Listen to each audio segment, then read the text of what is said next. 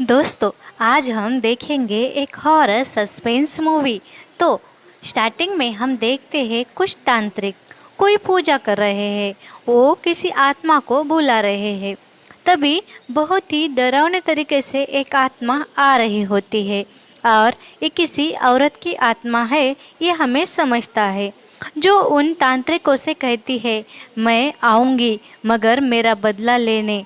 अब जब वो आत्मा उनके पास आती है, एक बड़ा ब्लास्ट होता है। अब हमें देखना है कि वो आत्मा आखिर है किसकी और उसे किसका बदला लेना है। उस तांत्रिक ने वो आत्मा को एक हरे पत्थर में कैद कर लिया था। तो सीन शिफ्ट होता है एक लड़की पर जो अपर्णा है, जो बहुत ही झल्ली है और खुद को अनलकी भी समझती है। उसके साथ कुछ भी अच्छा नहीं होता, इसलिए सारे लोग उसे अनलकी कहते हैं। वो जहाँ भी जाती है कुछ न कुछ गड़बड़ हो जाती है। जैसे कि वो जिस ऑटो में बैठती है वो ऑटो के टायर ही पंक्चर हो जाते हैं। जहाँ कहीं भी जाती है अच्छे होने वाले काम भी बिगड़ जाते हैं और सब कुछ सत्यानाश हो जाता है। अब वो परेशान होकर माँ पापा से कहकर आ जाती है चेन्नई, मगर यहाँ भी उसका बैड लक था ही जो उसका साथ नहीं छोड़ रहा था। अब वो एक कंपनी में इंटरव्यू दे रही थी मगर नौकरी ही नहीं मिलती। वो एक साइकेट्रिस्ट के पास आती है। साइकेट्रिस्ट कहता है, ये सब तो आम बात है, तुम परेशान मत हो। तो अपर्णा कहती है, सर मेरे दिमाग में एक बात घूम रही है कि अपर्णा साइकेट्रिस्ट को बताती है, सर मैं जब कॉलेज के लास्ट ईयर में थी तब हमारे कॉलेज का ग्रुप एक कंस्ट्रक्शन साइट पर गया था। वहाँ पर एक कील मेरे पैरों में चुभ गई। वहीं पर मेरा बहुत सा खून बह गया। हम देखते हैं ये अपर्णा जहाँ गई थी वहाँ वही शीशा था, वही हरे रंग का पत्थर जो हमने स्टार्टिंग में देखा था, जो उन तांत्रिकों के पास था। उस पर ही एग्जैक्ट अपर्णा का खून गिरा था। अब अपर्णा साइकेट्रिस्ट से कहती है, सर वहीं पर एक सलिया आकर ठीक मेरे सामने यूं ठहरा जैसे कि वो मुझसे कुछ कहना चाह रहा हो। मैंने देखा और वो नीचे गिर गया। ऐसे कैसे पॉसिबल है? और जब से वो घटना घटी तब से मेरे साथ सब ठीक हो रहा है। ऐसे कैसे हो गया? सब ठीक से कैसे चल रहा है? इसलिए मैं टेंशन में हूँ। अब अपर्णा बताती है, मुझे जॉब भी मिली, जबकि वहाँ पर इंटरव्यू के लिए जो बैठे थे वह मुझसे भी अच्छे सर्टिफिकेट लेकर बैठे हुए थे। फिर भी उन सब को बाजू में रख मुझे ही वहाँ पर जॉब क्यों मिली? तब उसे जॉब तो मिल गई और जॉब के सिलसिले में जब वो एक कंस्ट्रक्शन साइट पर गई तब उसे उसका बॉयफ्रेंड भी मिल गया, जो कॉलेज के बाद उससे बिछड़ गया था। उन दोनों में ब्रेकअप हो गया था। यहाँ पर वो भी आकर उससे माफ़ी मांग ये दोनों फिर से अच्छे से रहने लगे। अब ये सारी बातें अपर्णा को खटक रही थी, इसीलिए अपर्णा साइकेट्रिस्ट के पास आई थी। अपर्णा साइकेट्रिस्ट से कहती है, सर इतना सब इम्पॉसिबल लग रहा था, वो सब पॉसिबल कैसे हो रहा है? अपर्णा कहती है, एक दिन मुझे और प्रणव के साथ मस्ती करने के लिए मेरी दोस्त अनन्या प्रणव के बाइक पर बैठ गई। तभी अपने आप गिर भी गई। ऐसा लगा मानो जैसे उसे किसी ने धक्का दिया हो। और इतना ही नहीं, एक दिन प्रणव की माँ का हार्ट का ऑपरेशन होना था। हार्ट मिलना नामुमकिन था, पर मैंने सिर्फ विश मांगी और इम्पॉसिबल काम भी पॉसिबल हो गया। सिर्फ 2 घंटे में हार्ट का इंतज़ाम हो गया और प्रणव की माँ ठीक हो गई। सर उस कील चुभने के घटना के बाद से ही मैं जो सोच रही हूँ, जो बोल रही हूँ वही हो रहा है। ऐसा कैसे मुमकिन है? और अच्छी घटना तो घट ही रही है मगर उसके साथ बुरी घटना भी हो रही है।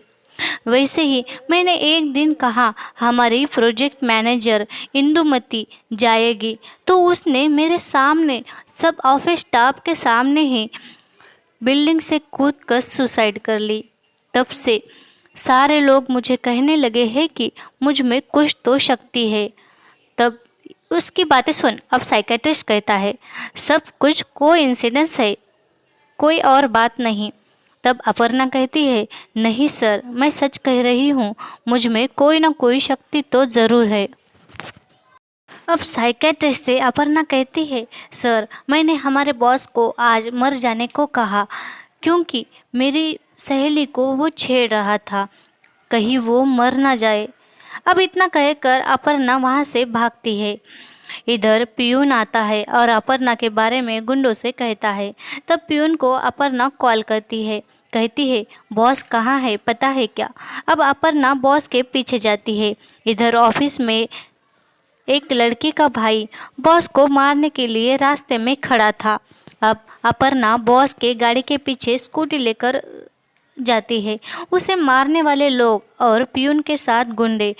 अब अपर्णा गुंडों से बॉस को बचा लेती है। उतने में बॉस बाहर आकर अपर्णा को थैंक यू कहता है। तभी वहाँ सड़क पर एक दुकान के ऊपर का टीन का पतरा उड़कर आता है और बॉस का गला कट कर वो वहीं पर मर जाता है। ये देख पियून कहता है ये अपर्णा जो बोलती है वो सच होता है। अब घर आकर अपर्णा सोचती है ये सब कैसे हो रहा है। तब उसे याद आता है जब उसे साइड पर कील चुभी थी और उसका खून एक चमकीले हरे पत्थर पर गिरा था। वो वही पत्थर था जो स्टार्टिंग में उन मांत्रिकों के पास हमने देखा था।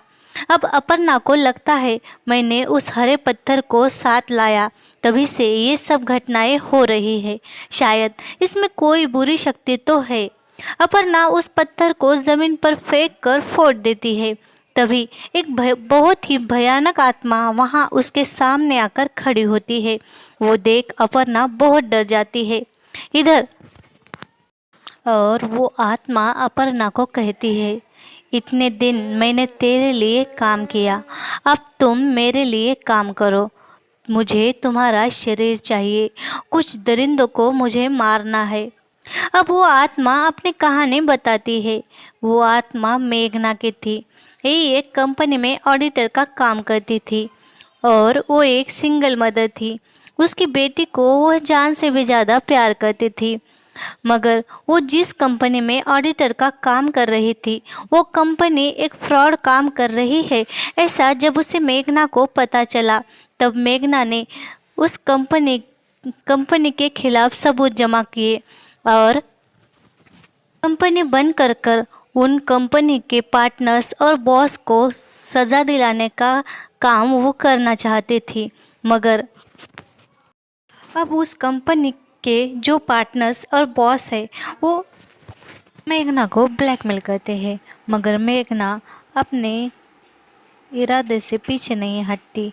वो उन्हें सज़ा देना चाहती है। अब एक दिन वो अपने बेटे को स्कूल छोड़ती है और उसके सहेली को कहती है मैं साइकिल लेने जाती हूँ, कल मेरे बेटे का बर्थडे है, रात में 12 बजे मैं सेलिब्रेट करूँगी। अब तभी जब वो सारा घर सजा कर रखती है और साइकिल ला कर भी रखती है, तब वही ऑफिस के लोग उसके घर में आते हैं और वही 4 लोग मिलकर मेघना को मार देते हैं। वो उनके सामने बहुत गिड़गिड़ाती है, कहती है मेरी बेटी अकेली है, मेरी बेटी मेरे सहेली के घर है, मुझे उसके पास जाना है। मगर वो लोग तो उसे मारने ही आए थे। वो उसके घर में गैस ब्लास्ट कर देते हैं और उसे मार देते हैं। हमने जो स्टार्टिंग में तांत्रिक देखे थे, उस तांत्रिक ने ही मेघना की आत्मा को उस हरे पत्थर में कैद किया था। उन चारों खूनियों के कहने पर ही उस तांत्रिक ने ऐसा किया था। अब यहाँ मेघना अपर्णा को कहती है उस पत्थर को तुम्हारा खून लगा, अब मैं तुम्हारे वश में हूँ, मेरी मदद करो। अपर्णा को मेघना की स्टोरी सुन उसे बहुत बुरा लगता है। अब वो उसका साथ देती है और मेघना को जिन 4 लोगों ने मारा था उन चारों खूनियों से बदला लेती है। इसी तरह अपर्णा मेघना के साथ मिलकर उन चारों से बदला लेकर अपर्णा की आत्मा को मुक्त कर देती है और उसकी छोटी बेटी जो अभी अनाथ आश्रम में थी उसे एडॉप्ट कर लेती है।